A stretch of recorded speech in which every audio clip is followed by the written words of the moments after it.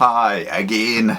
I'm back with some more poetry in this post-Poetry Day aftermath, the aftermath of Poetry Day. I thought today I would read you from my fifth and most recent book that I'm bringing out at Poetry Live on the 1st of November, Tuesday the 1st of November at 8 p.m. with the fantastic Miho Wada Jazz Trio and the great comedian and poet Matt Harvey as MC. So, I thought I would read this one. It's called Mirror, Mirror. Mirror, mirror on the wall, who is the fairest of them all? If fair is foul and foul is fair, maybe there's no difference there. When I look in the mirror, what do I see? A vision of me returning to me. If I am the world and the world is in me, the world of me a reflection must be. If I curse at the mirror, who do I curse? No one but me looking back in reverse. If I praise the mirror, who is it for? No one but me, this one thing's for sure. If I look at the world and see beauty there, then it must be me who's inherently fair. If then the vision I see is revolting, it must be my own ugliness I'm invoking. The world is your mirror, the mirror is your world. You're seeing yourself, so look for the good. If the guy in the mirror looks angry at you, who could it be but you cursing you? If the guy in the mirror is happy to see you, that guy in the mirror must be happy to be you. So, when looking into the mirror of life, look with a feather, don't look with a knife. Give him a tickle, don't cut the guy down, for tickling breeds laughter and scathing a frown. Seeing enlightened beings before you is seeing the enlightened being that is you.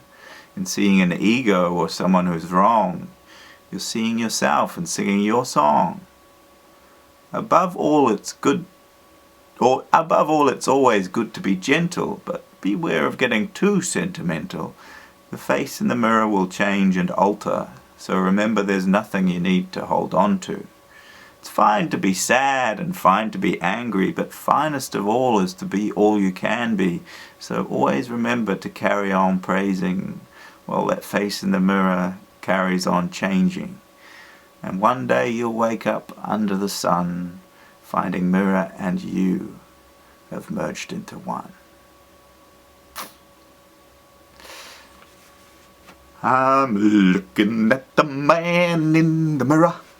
Okay. Good advice to myself. Yeah. So there we go. There's my 5 books. So that was from Aspiration. It's a more family-orientated book. Poems that were chosen by my mum.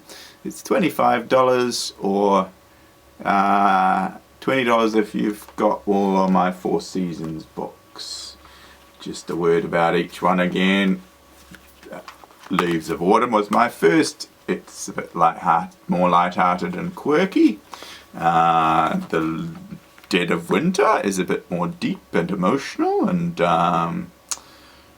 yeah, bit more depth perhaps to it, and there's a lot of song lyrics in here as well. So The Birth of Spring is very varied in nature, a bit like spring weather, great heights and great lows. And The Heat of Summer is quite fiery in nature and quite discursive in nature as well. Many thoughts about, it's quite sort of active is what I mean by that. A lot of thoughts about everyday things, and covers a wide range of topics too. Whereas Aspiration tends to be more spiritual, there's a lot of poems here about aspiring towards something in some way or other.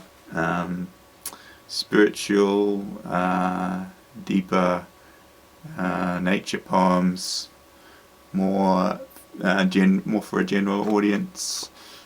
Yeah, but my mum is quite spiritual in nature, so hence that is reflected in the poems that she's chosen in this book.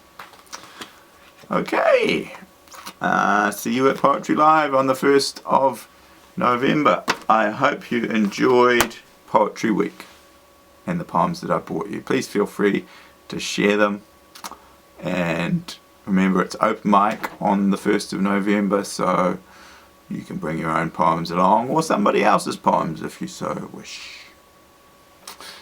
See you then.